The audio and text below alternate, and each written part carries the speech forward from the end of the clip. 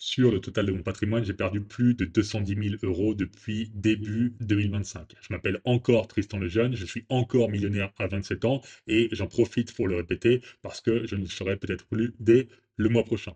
Donc, c'est un moment parfait pour vous exposer ma philosophie de l'argent et ma relation à mon patrimoine. Parce que parler de fric quand tout monte, c'est facile. En parler quand tout baisse, hein, c'est une autre histoire. Cette chaîne YouTube est gratuite, je n'ai rien à vous vendre. Alors, pourquoi le déni rend heureux? Quand on était plus jeune et qu'on sortait régulièrement avec mes potes, avant d'être de bons pères de famille, tous, bien sûr, eh bien, on maîtrisait le déni à la perfection. Dans n'importe quelle configuration qui impliquait de séduire une fille, si ça tournait mal, si on se faisait rejeter, si elle n'était pas réceptive à la séduction, eh bien, on avait une seule explication valable en revenant vers le groupe. Alors, ça s'est bien passé, machin, comment elle s'appelle? Non, non, mais laisse tomber, elle est lesbienne, ça sert à rien. Donc, si la nana est réceptive, c'est normal. Si elle est réceptive à la drague, c'est normal. Il n'y a absolument aucune meilleure option que moi dans sa vie. Donc, ça booste la confiance au maximum. Si la nana n'est pas réceptive, eh bien, c'est normal aussi. Il n'y a absolument aucune meilleure option que moi dans sa vie. Elle le sait, je le sais, on le sait tous les deux. Mais, malheureusement, elle n'est pas attirée par les hommes, sinon, évidemment qu'elle aurait accepté. Donc, elle est lesbienne, ce n'est pas un rejet, c'est la nature, c'est juste une homosexuelle. Le déni rend heureux parce qu'il permet de réarranger toutes les situations à votre avantage. Il n'y a plus d'angoisse à l'idée d'être rejeté si toutes les femmes qui refusent ne peuvent qu'être lesbiennes. Il y a une confirmation si l'intégralité des femmes hétéros acceptent, c'est-à-dire toutes les femmes hétéros acceptent mes avances, acceptent ma séduction, donc toutes les femmes m'aiment. Et voilà le déni. On passe donc d'un rejet désagréable plus angoisse que ça se reproduise à rejet agréable car je sais qu'elle est lesbienne, donc je ne perds pas de temps à la draguer davantage. Et en plus, ça offre une option pardon, de récupération sur le rejet.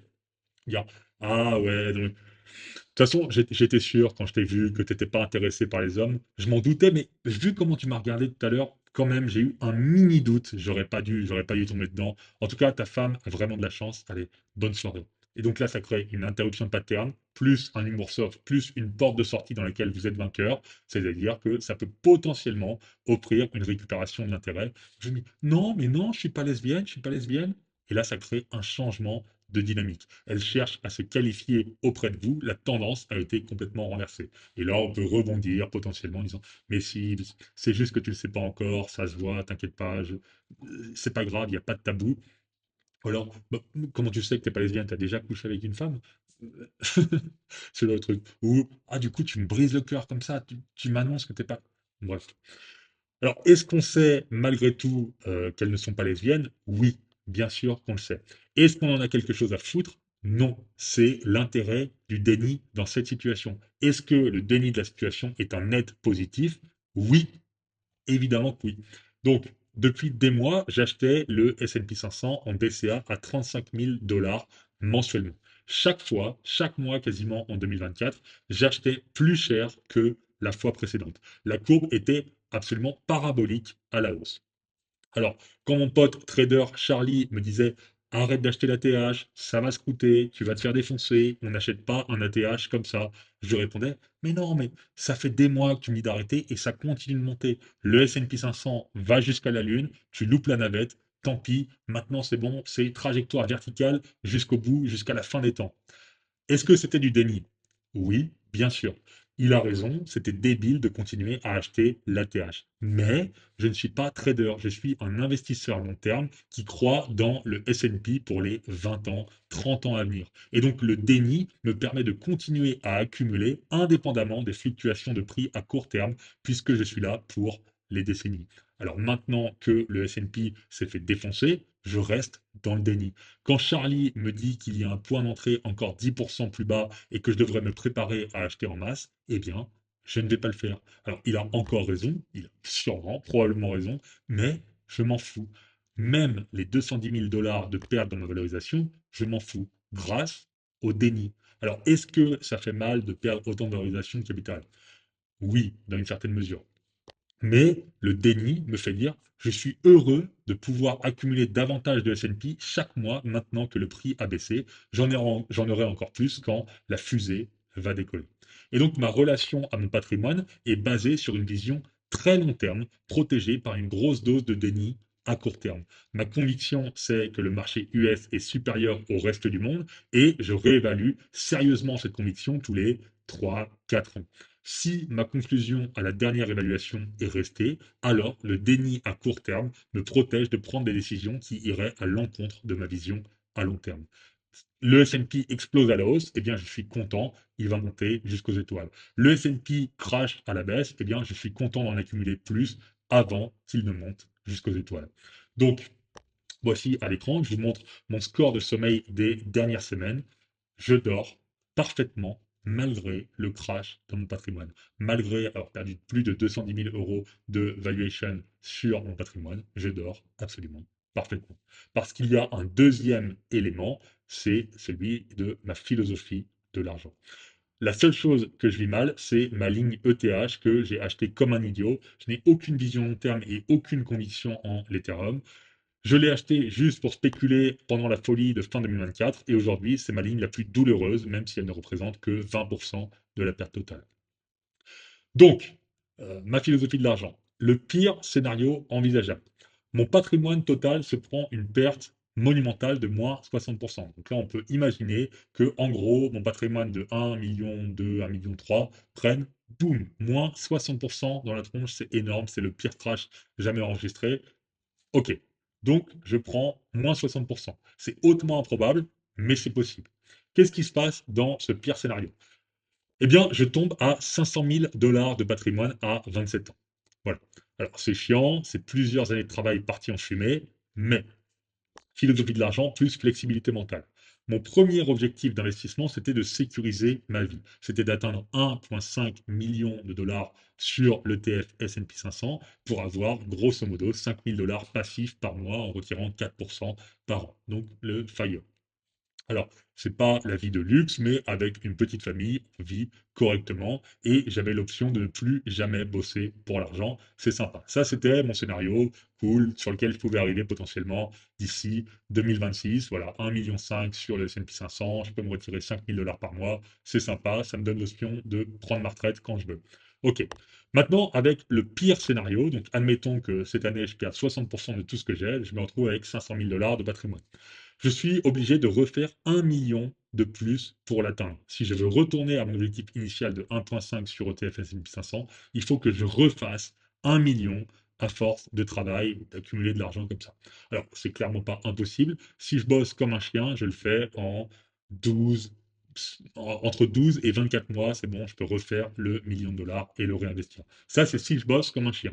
Sauf que bosser comme un chien, c'est plus trop mon truc. Ça fait 2, 3 ans que je travaille pour l'argent 2 heures, 2 heures et demie par jour au maximum. Et j'ai pas envie de replonger dans le bas. Alors quoi? J'adore faire des plans et j'adore faire du lifestyle design. Donc, des conditions, des contraintes, un objectif et je planifie. Le pire scénario envisageable pour moi, ça ressemblerait à ça. Il me reste 500 000 dollars de patrimoine. Je continue à faire mon travail actuel, donc je travaille 120, 150 minutes par jour, et on va admettre que mes revenus baissent un peu parce qu'il y a une grosse crise économique mondiale et donc les gens ont moins d'argent, donc mon entreprise génère moins de cash. Admettons que mes revenus baissent à 10, 10 cas par mois. Donc voilà. J'ai 500 cas de patrimoine, je travaille 120, 150 minutes par jour et je gagne 10 cas par mois. Ça, c'est le pire scénario économique dans lequel je peux me retrouver. Donc, je décide d'arrêter la course au patrimoine. Ça, c'est clairement ce qui va se passer. Comment je planifie? Si je me retrouve dans cette situation, j'arrête la course au patrimoine. Ma vie recommence avec une nouvelle optique. J'ai essayé de devenir riche, le marché m'a puni, j'ai loupé, je me mets à vivre une vie relaxe, en paix, tranquille. Alors, premièrement, on déménage parce que la ville, c'est bien pour bosser. J'ai des potes entrepreneurs, on parle d'argent, d'investissement, etc. Sauf que si je décide d'arrêter la course, eh bien, ça n'a aucun sens pour moi de rester vivre en ville. Donc, je pars vivre à la campagne avec ma famille. Premièrement, j'achète cette maison pour m'y installer avec ma femme et mes enfants. Donc, elle coûte 145 000 dollars. Je fais 40 000 dollars de rénovation pour y être vraiment, vraiment à l'aise, pour moderniser tout ça, pour améliorer le confort du quotidien. Je m'achète cette voiture pour amener les enfants à l'école et pour voyager, donc pour 15 000 dollars. Voilà, donc là, ça y est, ma vie est reset-up. Il y a un peu de frais de notaire, un peu de frais de paperasse et tout ça. On va estimer qu'en gros, c'est 5 000 $. C'est pas grave, c'est que dalle. Là, il me reste donc 300 000 $ d'investissement que je n'ai pas vendu parce que j'en ai eu pour 200 000 $ entre la maison et la voiture. Donc, grosso modo, il me reste 300 000 $. J'ai pas vendu, j'y touche pas, je les laisse tranquilles, je m'y intéresse même pas. Ça sert à rien. Et donc, je continue à travailler à mon rythme pour vivre. Donc, je continue à travailler, voilà, 120, 150 minutes par jour. J'arrête de travailler les week-ends. Je travaille que la semaine maintenant et je touche en moyenne mes 10 000 € par mois. Alors, je dépense sans compter. Tout le surplus est mis dans un trust pour mes enfants et j'estime grosso modo à 6 000 € par mois le niveau de dépenses mensuelles pour la famille. Maintenant, il n'y a plus de loyer à payer, la voiture est achetée, la maison est rénovée, etc. 6 000 € par mois de dépenses, c'est probablement la fourchette haute, mais on va estimer que je dépense 6 000 € par mois. Les 4 000 de côté, je les mets dans un trust pour mes enfants, pour l'avenir. Donc, je peux faire du cardio en plein air, je peux faire du vélo, je peux faire de la rando, je peux faire de la course, je peux faire plein de trucs, c'est génial. J'emmène mes gosses à l'école, en voiture, le matin, après le petit-déj, c'est super. Je me lève tôt, je bosse, j'emmène mes gosses à l'école. J'élève des poules, j'élève des cochons, j'élève des vaches, je fais un potager avec des arbres fruitiers, etc.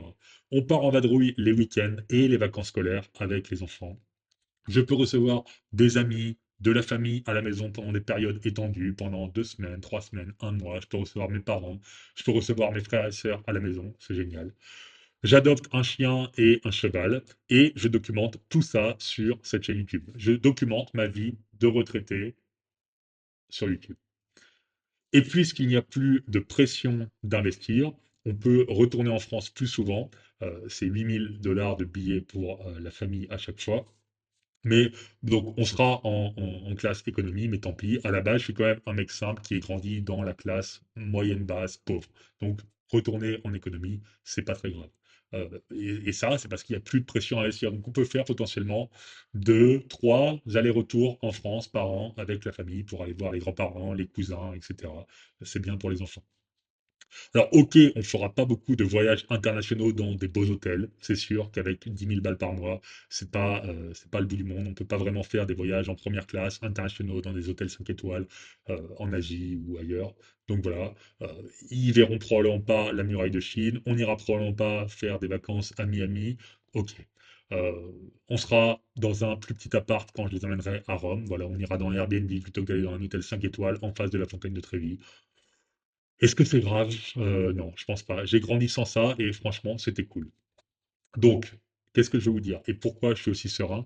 Parce que la réalité, c'est que le pire scénario envisageable offre la possibilité de retracer une nouvelle trajectoire de vie. Et la flexibilité mentale me fait déjà aimer cette nouvelle vie. Franchement, quand je vous fais cette vidéo, quand j'ai écrit le pire scénario envisageable, je fais bon, et si le S&P perd 60%, et si tout mon patrimoine perd 60%, et que je me retrouve avec 500, 400 k, est-ce que c'est grave? Franchement, c'est quand même une vie sympa. Faire du vélo, faire de la rando, emmener les gosses à l'école, construire une cabane en bois dans le jardin pour les gamins, aller couper des arbres, élever des poules, planter des arbres fruitiers, partir en vadrouille tous les week-ends, les vacances scolaires, recevoir des amis à la maison, partir en France en avion, aller voir la famille, les grands-parents, etc. Documenter tout ça un peu tranquille sur la chaîne YouTube. Est-ce que c'est une vie de merde? Non. Est-ce que c'est grave si je perds 60% de mon investissement, de mon patrimoine? Bah non, en fait c'est plutôt une vie sympa. Et surtout que ça me permet d'ouvrir une nouvelle perspective, de faire de nouvelles planifications et de redémarrer un peu de zéro, entre guillemets. De zéro pour moi, évidemment. Donc, dans cette vie, j'aurai pas 3 millions à 35 ans. C'est sûr, j'aurai pas 3 millions de patrimoine à 35 ans parce que je vais pas me remettre à bosser comme un chien juste pour accumuler du capital. Donc, c'est dommage, mais on s'en fout. Dans cette vie, j'aurai pas mon X3 M40i à 50 000 balles. C'est dommage, mais on s'en fout. Et cette philosophie de l'argent qui me permet de dormir parfaitement, même quand les marchés financiers crachent complètement. Et si vous pensez que c'est parce que malgré tout, il me resterait beaucoup, eh bien, vous vous trompez. Vous dites, ouais, mais c'est facile pour toi, il te reste 500 000 balles, il te reste 10 000 € de revenus par mois, c'est hyper simple, en fait, tu perds pas tout, c'est normal que tu paniques pas. Ouais, tu perds 210 000 $ en quelques mois, mais bon, on s'en fout, c'est rien. Ah non, c'est pas rien. Ça reste 210 000 € et vous vous plantez si vous pensez que je réagis comme ça, parce que malgré tout, il me resterait pas mal d'argent. En 2020, j'ai frôlé la faillite avec ma boîte, on était endettés et je me serais si jamais ça avait planté, si j'avais pas réussi à remonter la pente, eh bien, je me serais retrouvé endetté. Grosso modo, j'aurais pu arriver à l'équipe, je serais rentré à 0 $ de patrimoine chez mes parents. Ça a failli m'arriver. Et à ce moment-là, j'ai aussi établi le pire scénario envisageable. Et avec ma flexibilité mentale, j'ai commencé à aimer ce scénario et la nouvelle planification de vie immédiatement. C'est comme recommencer le jeu vidéo de zéro. Ok, il y a un truc excitant dans le fait de recommencer de zéro. Peu importe que je redémarre avec 500, et là c'est une situation différente. J'ai accumulé beaucoup plus de capital qu'en 2020. J'ai une famille, j'ai des responsabilités, etc. Évidemment qu'il y a une notion vraiment différente. Mais malgré ça, en 2020, quand je me suis retrouvé proche de la faillite complète, eh ben, j'étais quand même heureux. Je dormais quand même super bien. Et j'étais absolument prêt à redémarrer cette vie de zéro avec de l'excitation. Parce que la seule chose qui compte pour un homme, c'est de cocher des cases, d'être proactif et de sentir son influence sur le monde. Prendre des décisions, s'y tenir, avancer et ressentir le progrès, quel qu'il soit.